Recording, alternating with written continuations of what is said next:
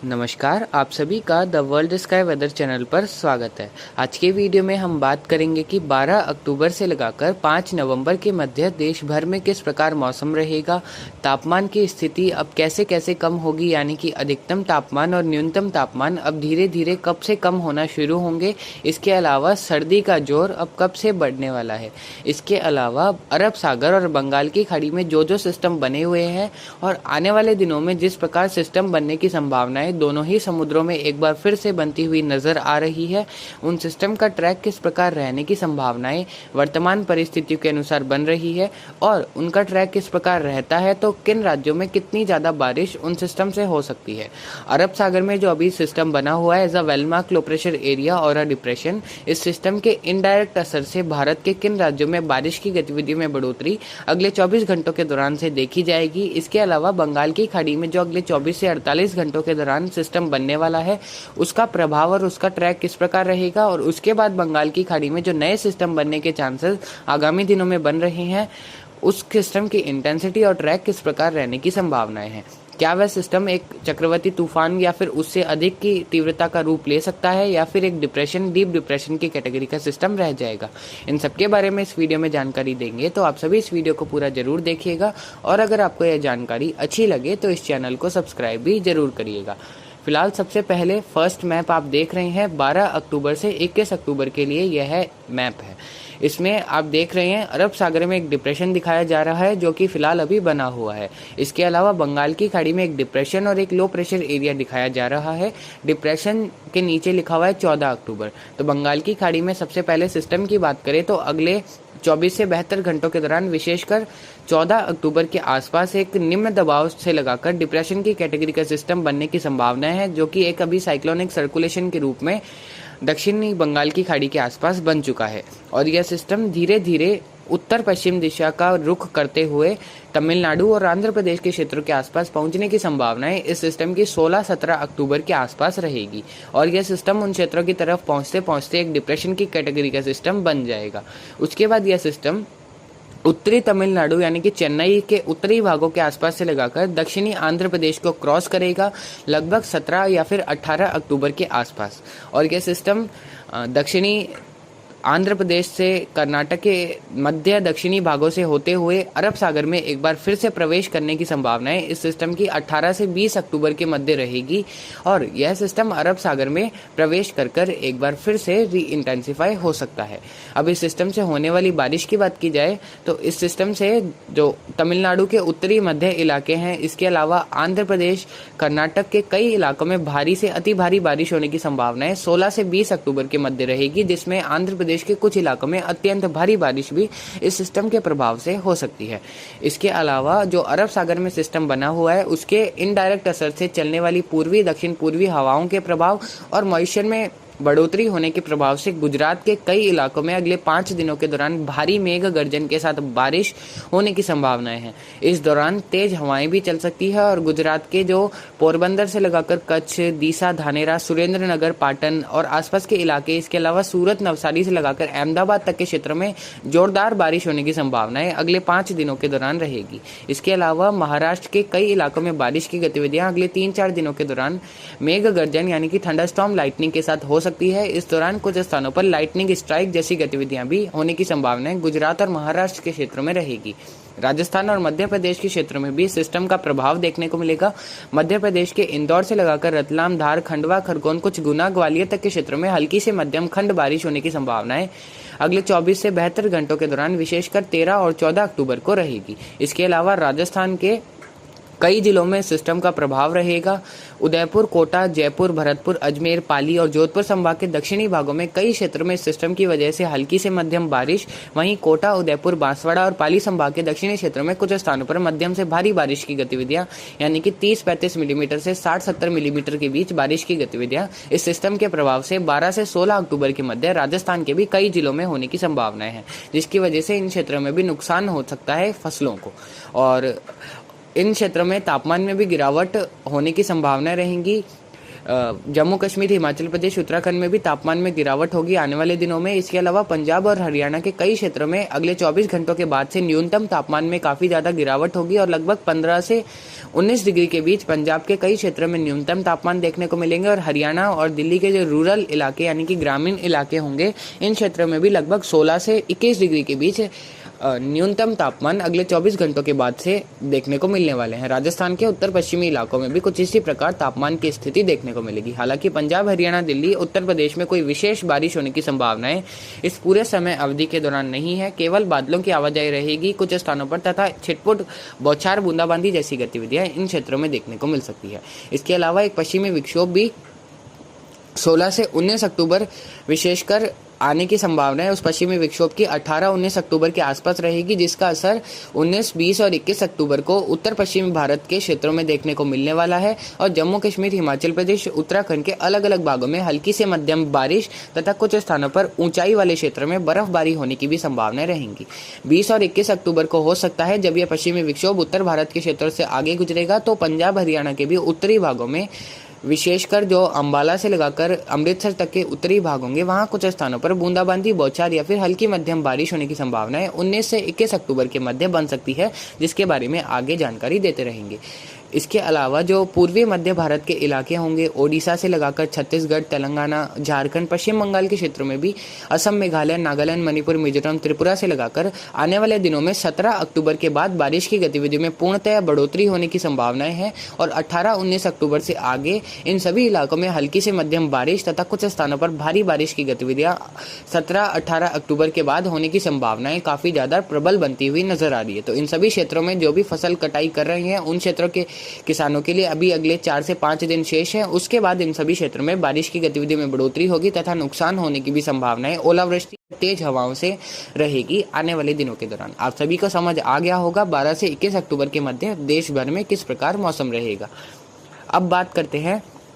22 अक्टूबर से लगाकर 5 नवंबर के मौसम पूर्वानुमान की। तो जिस प्रकार आप अपनी स्क्रीन पर देख रहे हैं, अरब सागर और बंगाल की खाड़ी में दोनों में ही सिस्टम दिखाए जा रहे हैं। अरब सागर में जो सिस्टम दिखाया जा रहा है वह रेमनेंट होगा, यानी कि अवशेष होगा बंगाल की खाड़ी के सिस्टम का। जिस प्रकार आपको पिछले मैप में बताया था कि बंगाल की खाड़ी में जो 13 से 15 अक्टूबर के मध्य सिस्टम बनेगा वह अरब सागर में प्रवेश करेगा लगभग 18-19 अक्टूबर के आसपास और अरब सागर में प्रवेश करेगा ये एज अ साइक्लोनिक सर्कुलेशन और अ कमजोर लो प्रेशर एरिया, और उसके बाद यह अरब सागर में प्रवेश कर एक बार फिर से री इंटेंसिफाई हो सकता है और लो प्रेशर या फिर well mark low pressure area की कैटेगरी का सिस्टम बन सकता है। अभी वर्तमान परिस्थितियों के अनुसार इस सिस्टम के भारत की तरफ आने की संभावनाएं काफी ज्यादा कम है। अगर आने वाले दिनों में इसकी संभावनाएं बनती है तो आपको लगातार आगे जानकारी देते रहेंगे। फिलहाल इस सिस्टम के ओमान और यमन के मिले जुले क्षेत्रों पर as a low pressure area पहुंचने की संभावनाएं बन रही है। इस सिस्टम के री इंटेंसिफाई होते हुए साइक्लोनिक स्टॉर्म बनने की संभावनाएं अभी फिलहाल काफी कम है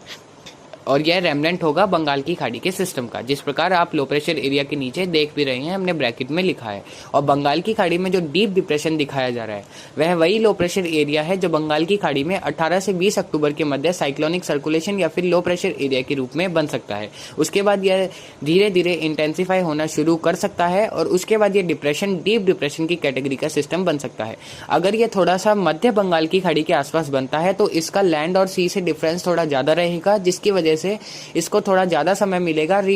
इंटेंसिफाई होने में। लेकिन अगर यह बिल्कुल ही कोस्टल एरियाज के आसपास बनता है तो यह केवल एक डिप्रेशन या फिर डीप डिप्रेशन की कैटेगरी का सिस्टम बनकर ही रह जाएगा और फिलहाल इसके कोस्टल एरियाज के आसपास ही बनने की संभावनाएं ज्यादा बनती हुई नजर आ रही है। अभी हम एक्सपेक्ट कर रहे हैं कि बंगाल की खाड़ी में 18 से 23 अक्टूबर के मध्य एक डीप डिप्रेशन या फिर डिप्रेशन की कैटेगरी का सिस्टम बन सकता है जो कि ओडिशा या फिर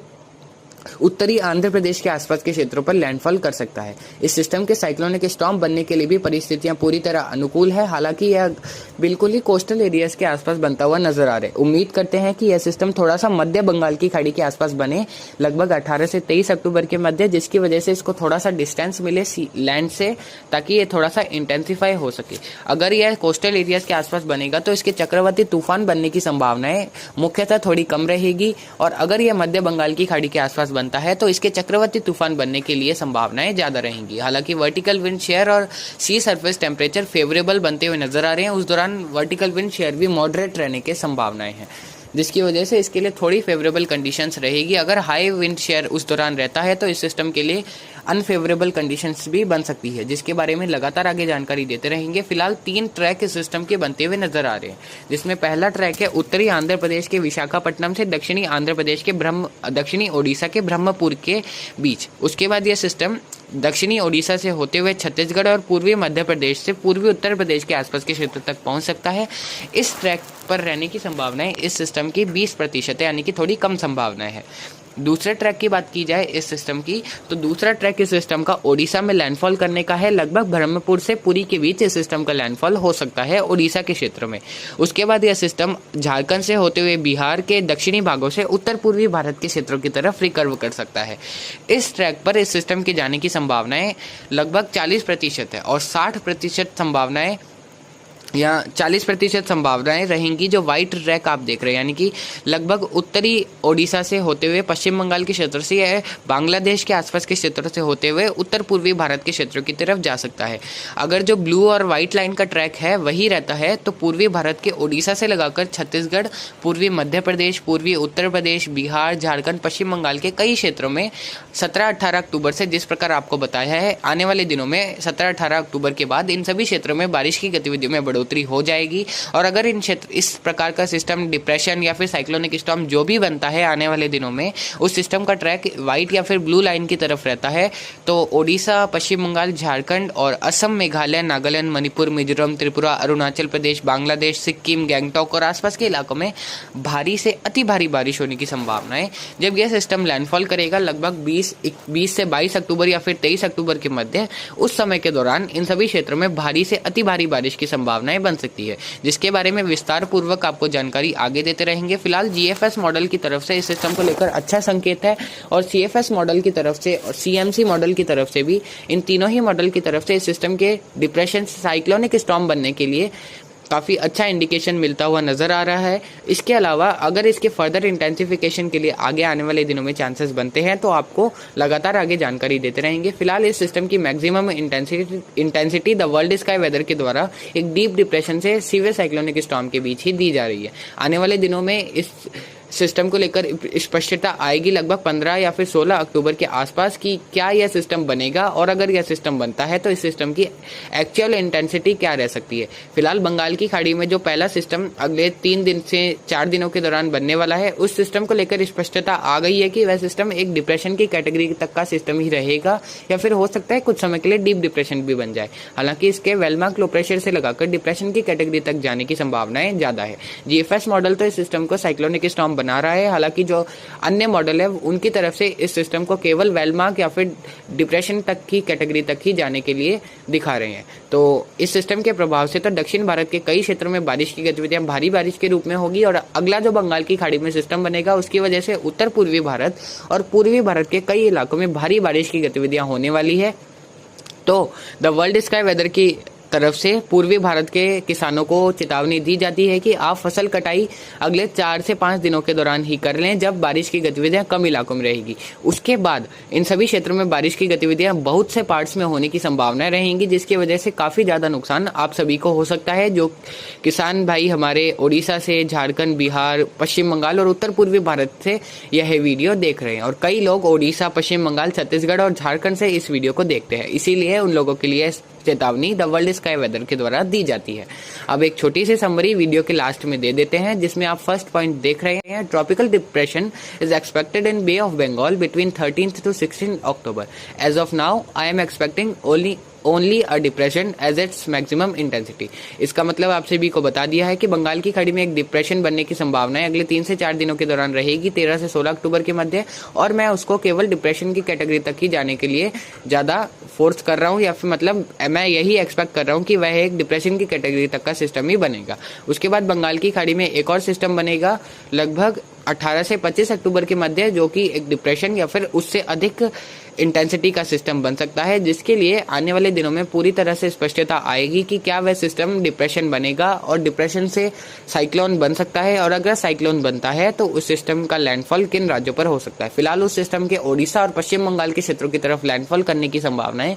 काफी ज्यादा है, तो इन सभी क्षेत्रों को सतर्क रहने की संभावनाएं रहेंगी। इसके अलावा many western disturbance will impact some parts of north India, decrease in minimum temperature likely. इसके बारे में भी बता दिया है कि उत्तर भारत के क्षेत्र में अगले 24 घंटों के बाद से न्यूनतम तापमान में काफी ज्यादा गिरावट होने की संभावना रहेंगी, और कई पश्चिमी विक्षोभ उत्तर भारत के क्षेत्रों को 5 नवंबर तक प्रभावित करते रहेंगे। और बंगाल की खाड़ी में भी सिस्टम बनने की संभावनाएं काफी ज्यादा अच्छी बनती हुई 100% नजर आ रही है। तो फिलहाल अभी की अपडेट के इतना ही। नमस्कार, जय हिंद, जय भारत।